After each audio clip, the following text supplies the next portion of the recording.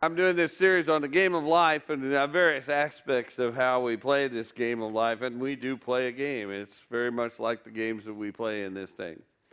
And today I want to talk to you, those of you who want to be in control of the game. There was a billboard on our nation's highways that said, "If you want to make me laugh, tell me your plans," and it's signed God down at the bottom. One of the strongest myths that we all live by is the illusion of control. But some of us are, in fact, control freaks anyway. I am in control is not just a lie, but it seems to be a vital lie that we can't seem to live without. And as I began this series, one of the bottom line purposes is to define reality. As parents, as teachers, part of our responsibility is to define reality so that our kids can play this game of life with some understanding. And I've come to realize that we don't want to admit that we are fundamentally dishonest about reality.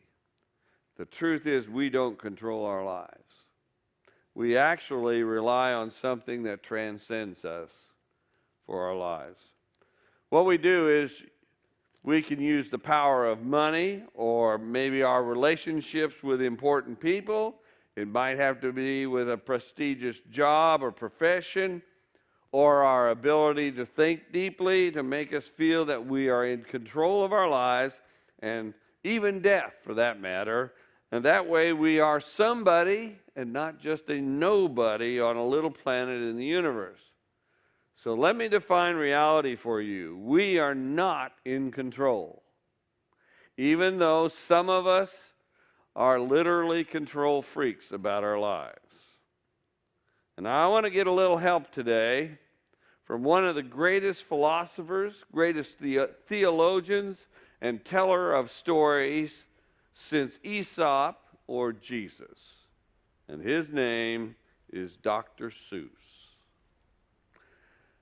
The parable that I wish to tell you, I used to read this to my kids, and if you were coming to second service, I wouldn't read it to the kids, but this would be the kids' message. It's Yertle the Turtle. If you don't know the story of Yertle the Turtle, it's a story about the illusion of control and how people want to live their lives. Now, I'm going to show you this. We're going to watch the story of Yertle the Turtle. Yertle the Turtle by Dr. Seuss. Narrated by John Lithgow. On the faraway island of Salamason, Yertle the Turtle was king of the pond. A nice little pond. It was clean, it was neat. The water was warm, there was plenty to eat. The turtles had everything turtles might need.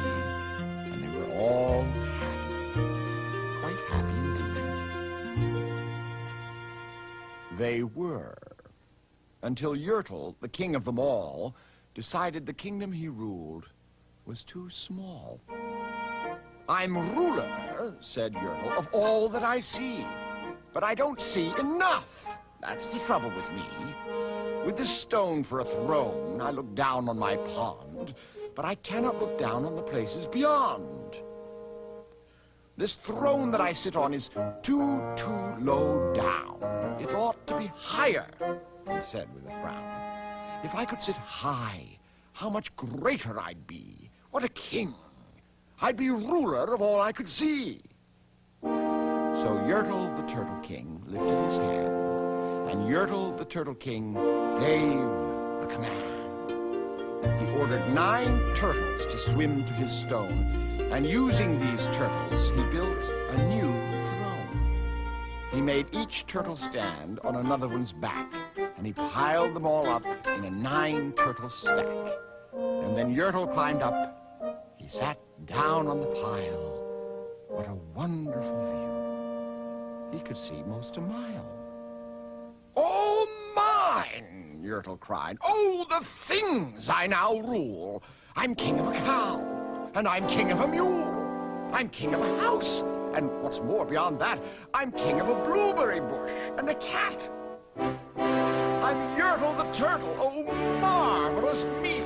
For I am the ruler of all that I see. And all through that morning, he sat there up high, saying over and over, "A great king am I!" Until long about noon. Then he heard a faint sigh. "What's that?" snapped the king. And he looked down the stack, and he saw at the bottom a turtle named Mac. Just a part of his throne, and this plain little turtle looked up and he said, "Your Majesty, please, I don't like to complain, but down here below we are feeling great pain. I know up on top you're seeing great sights, but down at the bottom, we too should have rights. We turtles can't stand it. Our shells will all crack. Besides, we need food. We are starving," groaned Mac. "You hush up your mouth!" howled the mighty King Yertle. "You've no right to talk to the world's highest turtle. I rule from the clouds, over land, over sea. There is nothing, no, nothing that's higher than me." While he was shouting, he saw with surprise that the moon of the evening was starting to rise up over his head in the darkening skies. "What's that?" snorted Yertle. "Say, what is that thing that dares to be higher than Yertle the king? I shall not allow it.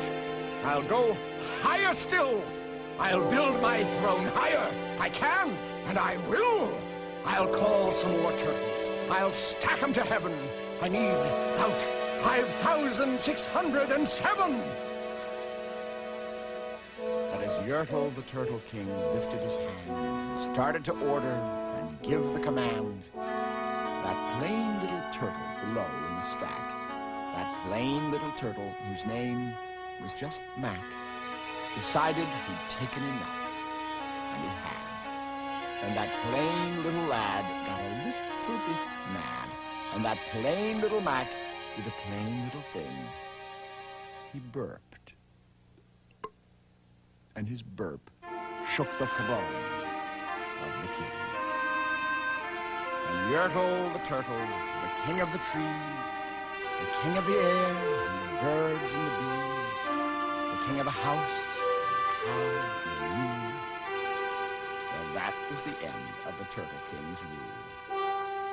For Yertle, the king of all solemn songs, fell off his high throne and fell plunk in the pond. And today, the great Yertle, that marvelous he, is king of the mud.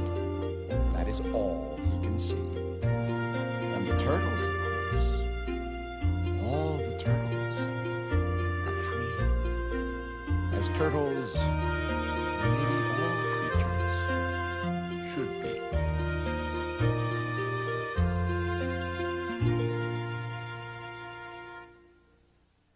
I remember as when I was young, reading this story to my kids.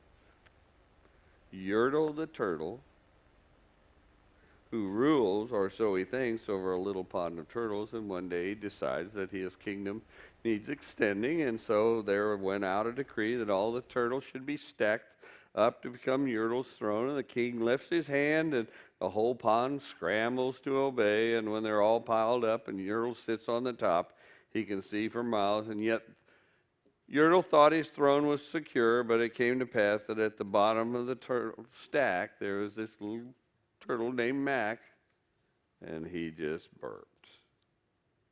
The fact of the matter is that when you define reality, we only have control over what counts for very little.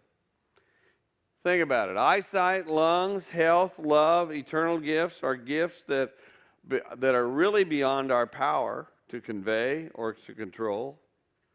And how easy it is not to understand what we take things for granted in this life. Most of the time, it's when things are going well, we're most likely to swallow this lie that we are in control of things. When Israel was on the verge of going into the promised land, Moses warned them. I want you to read with me Deuteronomy 8:1, 11 to 14, and 17 to 20, and you might consider where you are in your life as you read this, and you might also consider where we are as a nation. Here we go. All the commandments which I command you this day you shall be careful to do, that you may live and multiply and go in and possess the land which the Lord swore to give to your fathers. Take heed lest you forget the Lord your God by not keeping his commandments and his ordinances and his statutes, which I command you this day, lest when you have eaten and are full, and have built goodly houses and live in them, and when your herds and flocks multiply, and your silver and gold is multiplied, and all that you have is multiplied, then your heart be lifted up, and you forget the Lord your God, who brought you out of the land of Egypt, out of the house of bondage. Beware lest you say in your heart, my power and the might of my hand have gotten me this wealth. You shall remember the Lord your God, for it is he who gives you power to get wealth, that he may confirm his covenant, which he swore to your fathers, as at this day. And if you forget the Lord your God, and go after other gods and serve them and worship them, I solemnly warn you this day that you shall surely perish. Like the nations that the Lord makes to perish before you, so shall you perish, because you would not obey the voice of the Lord your God. The reality is we are born into somebody else's kingdom. This country better figure it out who butters our bread, or God may just lift his hand if he hasn't already. My life came to me as a gift I did not choose. It is suspended by a very thin thread. Read with me Proverbs 16:9. A man's mind plans his way, but the Lord directs his steps. Man makes his plan, but God directs the path. I refer you again to the billboard. If you want to make me laugh, tell me your plans. One of the important rules for us in this game of life in which we play is to realize it isn't our game. All we do is play the game. This means to surrender to God, often our gifts, energies, resources, and heart to him. This doesn't mean that I quit working at the game, but it does mean to say yes to God and each day. It's not being passive, but it's accepting reality.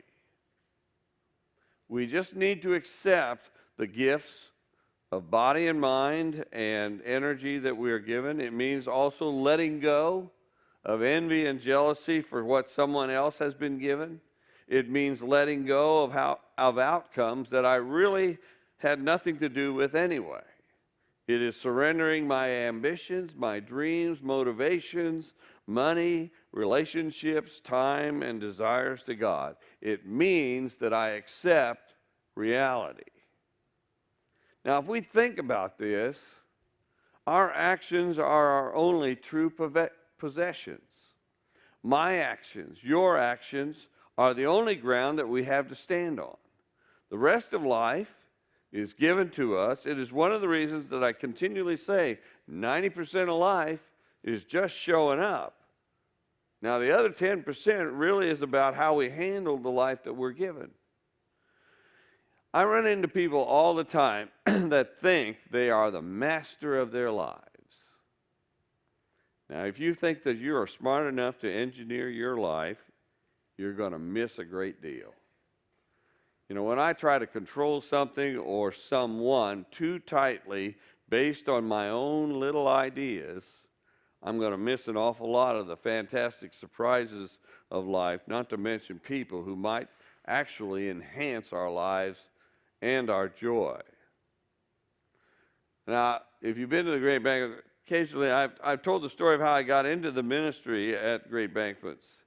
You know, if it hadn't been the hand of God on my life, intervening in my life, I might have ended up in dentistry. Now, how often it happens that when we insist on our own way, we really miss the great aspects of miracles and surprises that God has for us? I submitted to God at one point, and here I stand. Man makes his plans, but God directs his path. Much deeper problem with trying to be a control freak in the game of life is that we're put at odds with other people. When I live in my own little universe of control, other people become a problem to me. I have expectations. They do not behave as I want them to. So I try to find some kind of way to manipulate or placate or flatter or intimidate them to stay under my control of how things and people should be. I end up being like Yertle. Decrees come down for me. You show up at work, things are run my way, my pet projects get done, tasks I have assigned are done, and so it goes. And what does it all mean? I mean, I'm in charge. This is my kingdom. I'm in control. A mother goes into the kids' room, beds are made just as prescribed. You can bounce a quarter on them. Chores are done just as she commanded. What does it all mean? Well, it may mean, at least for some mothers, you walked into the wrong house. But we all get a little bit confused at times about who's in charge and whose kingdom we're walking through. And there can be landmines everywhere. I do weddings. Oh, my God. And let me tell you, in quite a few of them, there is always a control freak present. The mother of the bride usually occupies this position, but sometimes it's the photographer, sometimes it's the decorator or the bride, or it can even be a musician or soloist. And it goes something like this. The flowers aren't right, the candles aren't right, the right color, the music is too loud, and sometimes they have issues with me, and I don't complain, I just drink more at their reception. Actually, my own mother did it to the preacher. When I was getting married to Bert, he asked me, what do you want me to call you? And if I've married you, I've always asked you that question, because my nickname is Jack, and my given name is John. And so he asked me, and my meek, quiet mother strongly stated, "You will call him by his given name, which is John." I said, "Whoa, Mom." And that preacher may have thought that he was in control, but my mother informed him otherwise. I know this: if you try to control things and people that are naturally beyond your control, if you try to take on the affairs of others as your own, your purpose will be thwarted, and you will become a frustrated, anxious, fault-finding person. If you try to control your friends, family, and even spouse, people you work with, you're going to be thrown under the bus sooner or later. You know, I know as your pastor, I have to put you guys in the hands of Jesus, because if my expectations of you are incorrect, it will drive me nuts on the inside. My best advice is this: if you're not in control of a given situation or certain people, it is best to be gracious. Jesus once said this concerning our relationships with other people. He said, "Let your yes be yes and your no be no." And he was saying that when dealing with other people, just speak the truth. Allow the free choice of others to be the response in the way that honors their kingdoms. You know, if you really are in control, it means you're God. Then all your hopes die when you die. We live our lives above a very frayed safety net. Most of us can't imagine a world without our existence or our presence. What would this world do without me? What if you were to die tonight? The world around you would go on. All those things you thought you controlled would be in the hands of other people. But if there's another who is really in control, God, who sent his own son to reconcile things, then there is a better hope than you out there.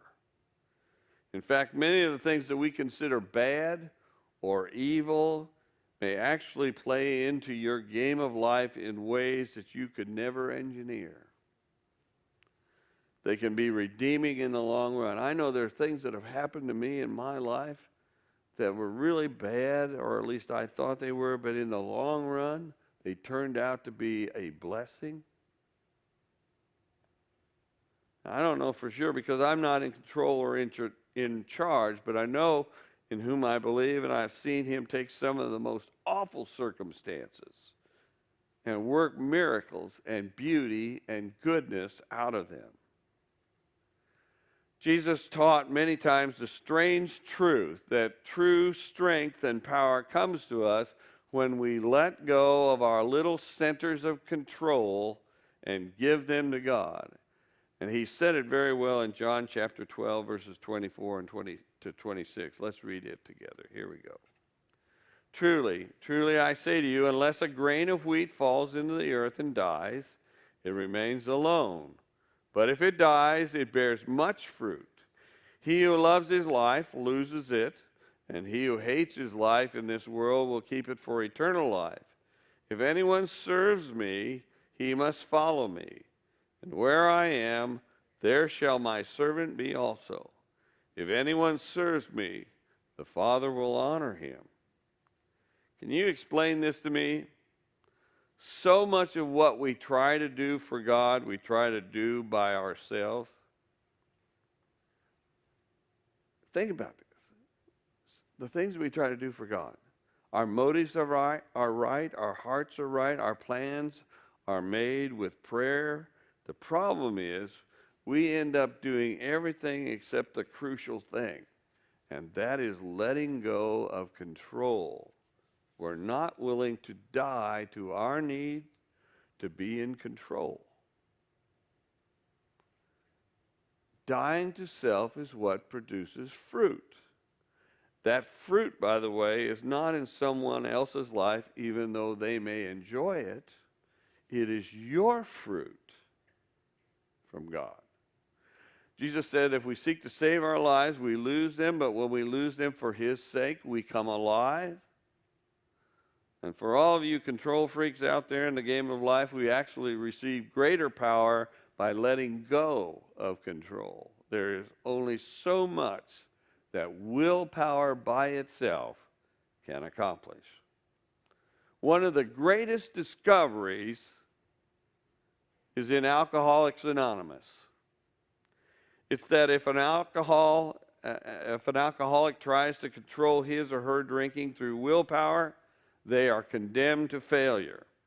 The first step towards control of drinking is to accomplish the limitations of human control, to acknowledge them and let them go.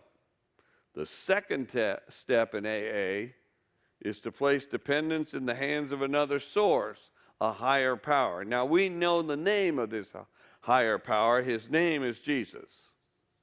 And through the process known as the 12 steps, the alcoholic receives the power to do what he or she could not do. You know, actually the 12-step program would be good for all of us to travel. In putting this series of messages on the game of life down and doing them, I've come to realize a weakness in myself when it comes to controlling things. Now, I am a performance-oriented person, which means I want to perform well, such as sermons or Bible study or these 2 retreats that we just had for men and women, great banquets, etc. I suffer some anxiety over how things go. And I have a recurring dream on performance anxiety. I ask you folks regularly if a sermon or Bible study was good or held your attention, etc., etc. I realize in doing this, sermon, I realized a couple of things. One is, I really do want to make sure I give you something when you leave here. Now, that one's good. The second thing, though, is just about me. I worry about being good at what I do. If it's good, then I feel good. On the other hand, if it's poorly done, I want to hide and obsess over the outcome. The truth is, I'm not in control. The reason I know this is that sometimes the sermon sucks as far as I'm concerned. I mean, I've done some, I get done with it, and I said, I don't like this sermon. But then I give it to you guys, and I get good reviews. And other times, I get a message together, and I write it down, and it's super as far as I'm concerned. And you know what I get from you guys? Ho-hum. So the message for me today is that the outcome is not a referendum on me. It is in someone else's hands entirely. So what have I learned? Trusting God means learning to let go of each moment so I can freely live in that moment. There is simply no call for me to control people or outcomes. I am not the master of the game. You know that God is perfectly capable to run this game of life? I don't need to be in control. And neither do you. Unless you're Yertle. Let's pray.